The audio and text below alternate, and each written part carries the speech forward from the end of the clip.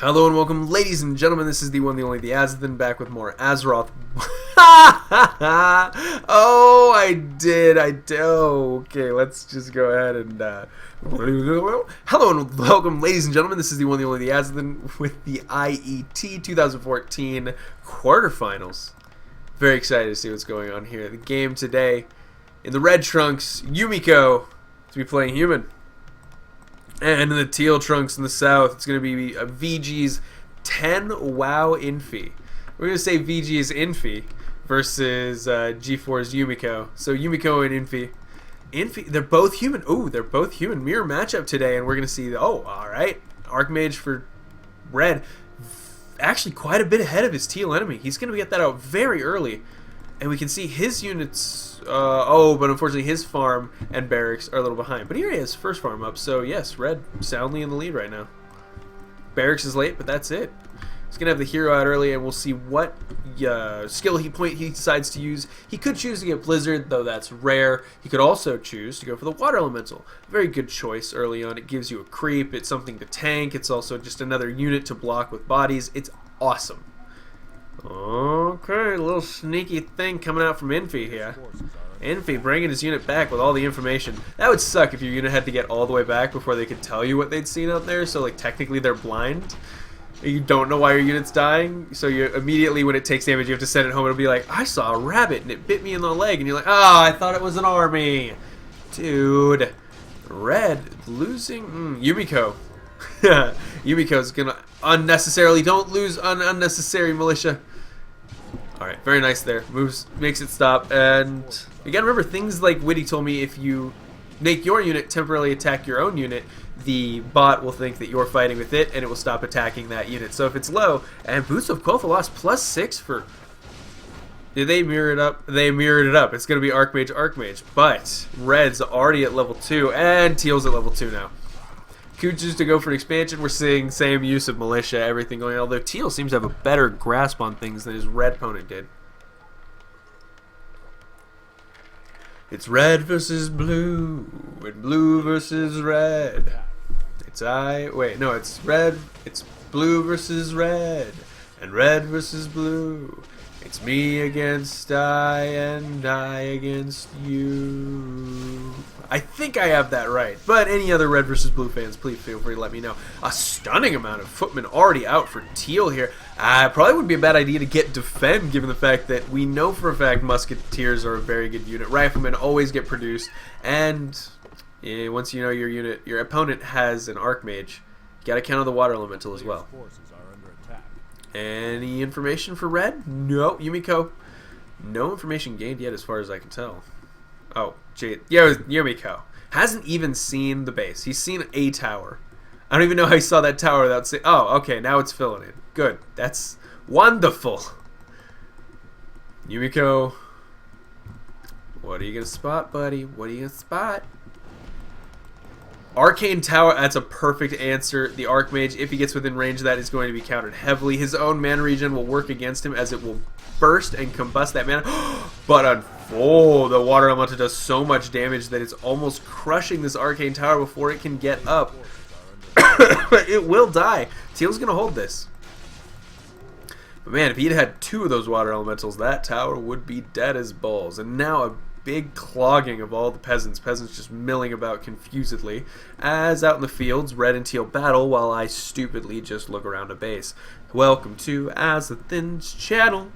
I'm not good enough to cast pro games, but I'm gonna try. I can't even rhyme. How sad is that? Anyway, okay, back to the game. Teal, big Water Elemental. It's bigger than his opponents. Oh, it's such top level high commentary. Feel it!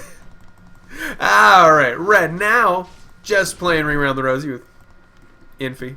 Yumiko.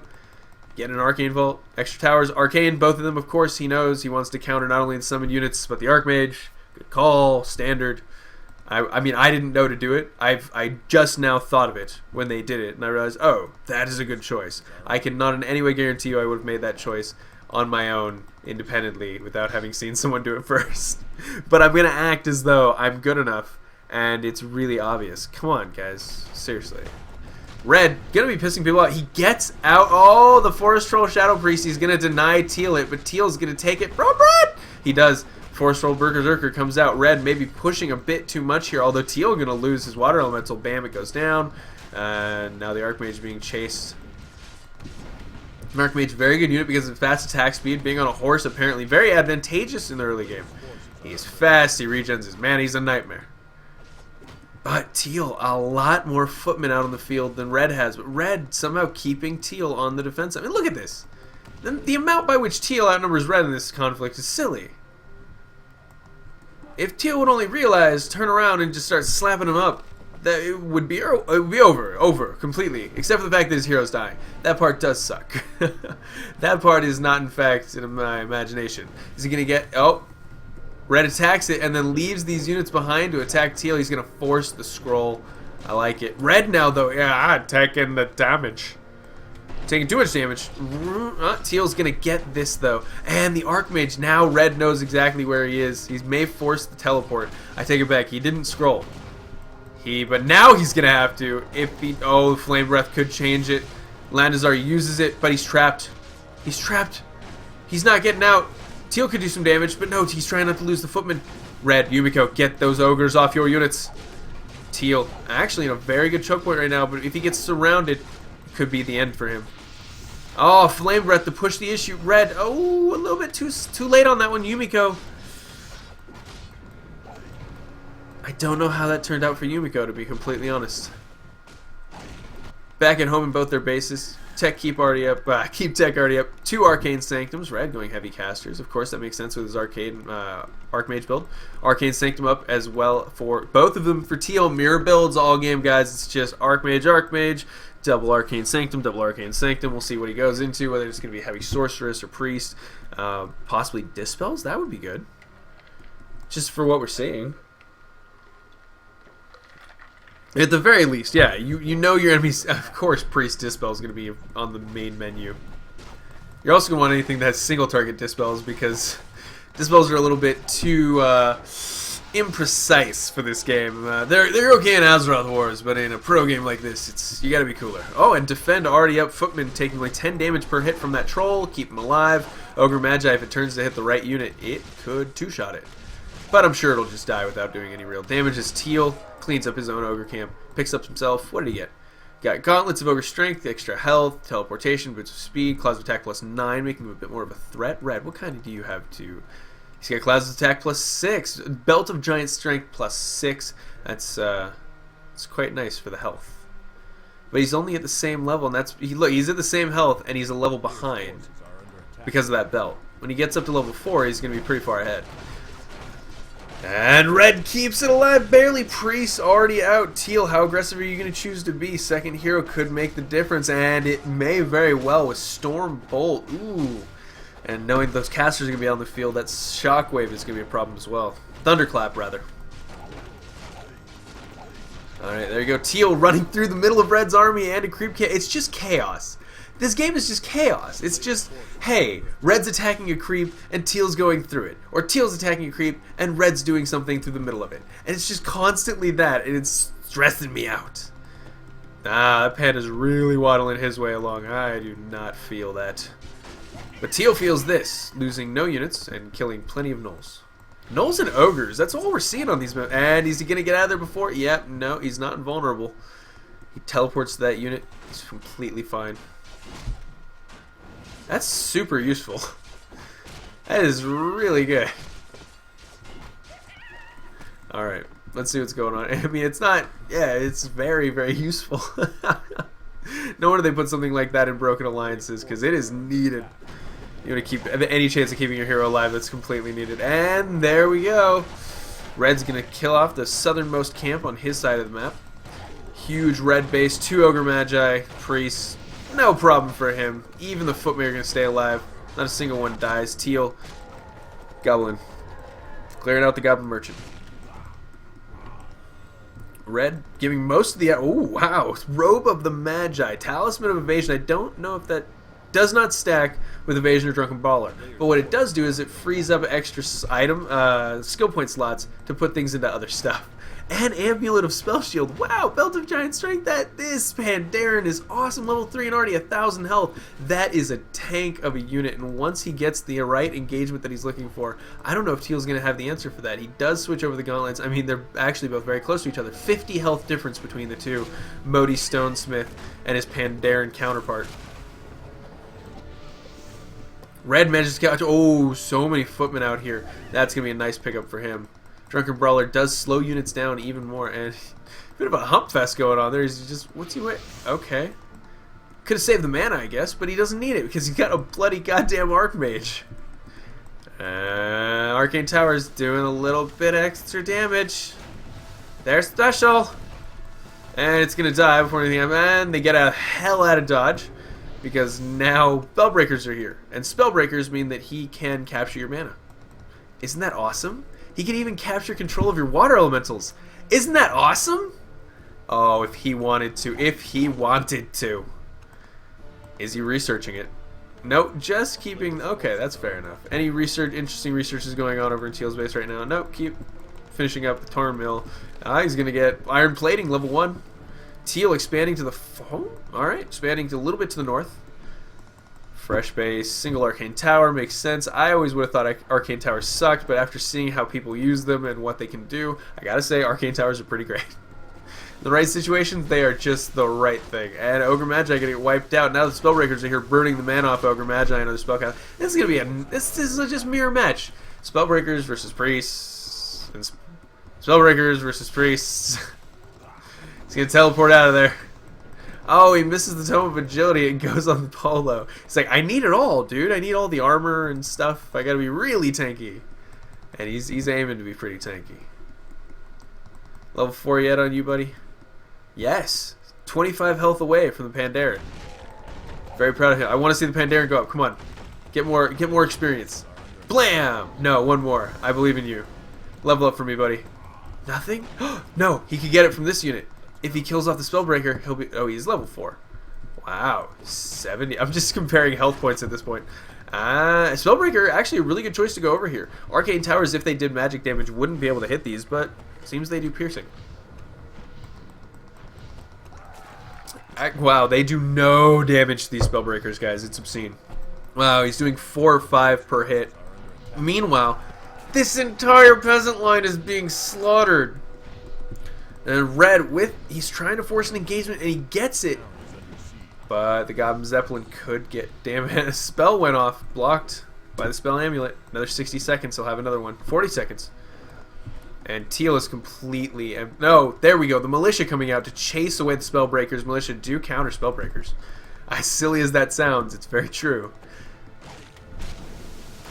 Oh, gets him in the Zeppelin. Remember, if you put him in a Zeppelin, they can get knocked out, but then they're just dizzy. They don't die like in StarCraft, because these don't fly at super high altitudes. They fly at altitudes that should kill you, but apparently not that. Spellbreakers counter Spellbreakers, Priests counter Priests. Nobody's casting anything on anybody, so Spellbreakers aren't stealing anything. All they're going to be doing is just grabbing water elementals or having their own mana burn. But that can't happen because they're immune to magic effects. And Teal runs back in with more Spellbreakers to kill this line off, and peasants are dying.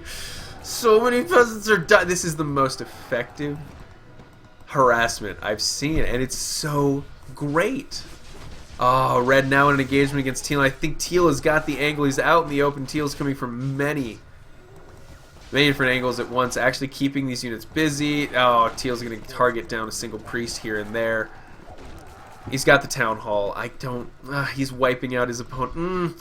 Ooh, do you feel it? Do you feel Teal pulling ahead?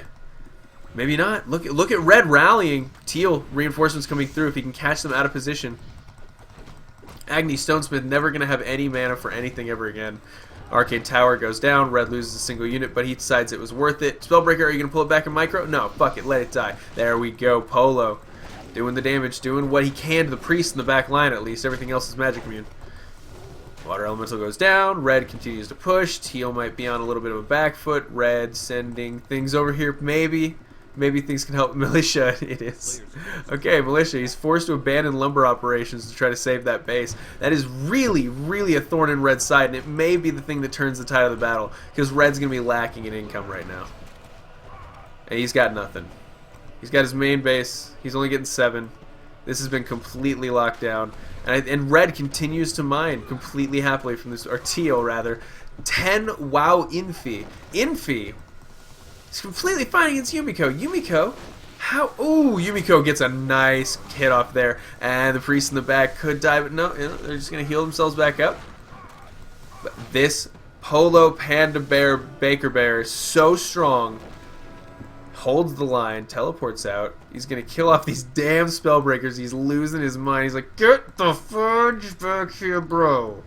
You and I have to talk about what you think is polite behavior. And Teal may try to save these. We'll see if they're just gonna go to merry-go-round or if they're going to escape the rage of Polo Darkbreaker Keg. Oh, there goes Juan. Juan. Teal, you going to lose J2? No, Teal's gonna rally with the rest of the army and refuse to let it die. Let it die, let it die, just stab him in the eye, kill his parents, and then, I guess, raid his village. And here comes Red. I found a Lion Horn of Stormwind. It's going to be giving Devotion or +1 armor to everything, and that's a nice little boost because he's going to need it because 2-2 is done for Teal, whereas only 2-1 for Red. Oh, Yumiko's at a slight disadvantage here. He's fighting on home turf, and he could get the advantage of some militia if he were to bring them in, but he's unable to get that nice AoE damage he's been looking for, and the target damage to the Spellbreakers. Starting that up. Yumiko, though, with a nice flank. He's going to take out a Water Elemental. Oh, Yumiko. Teal, oh, wow. Teal's just trying to survive. Oh man, oh, he wants to get it before it dies. Nothing. Teal is now level 6. And Infi's gonna be teleporting all over the bloody map and driving Red insane. Oh, Yumiko's not level 6 yet. It's basically GG. I can't imagine. He's already been taking a bit of a trouncing. Now he's gonna be out in the open. Oh goodness, no. Infi. Oh, Infi teleports into the back of the base from a single unit, and he's going to butcher the line. He's already massacred this so many times. I would love to see the workers killed. Infi's going to have so many units killed, just because of the number of workers he's been murdering off slowly. And you can see Yumiko trying to scramble up there to answer, but he can't keep up with Teal. Teal can just teleport out. Well, a little bit of damage done. They kill the base, teleport out. There we go. You can see Yumiko GG calls it. End of the game. And the game goes to 10 wow Infi. Infi, great job. Let's go ahead and check out those stats. Units killed. Pretty sure that extra 30 he's winning by is pure workers. Heroes? Yeah, tells the story. You can see as soon as that unit hit level 6, the mobility was just too much. Alright guys, thank you for joining me. This has been the IET 2014 quarterfinals. I'm the one, the only... Thanks for joining me, guys. I'll see you in the next one.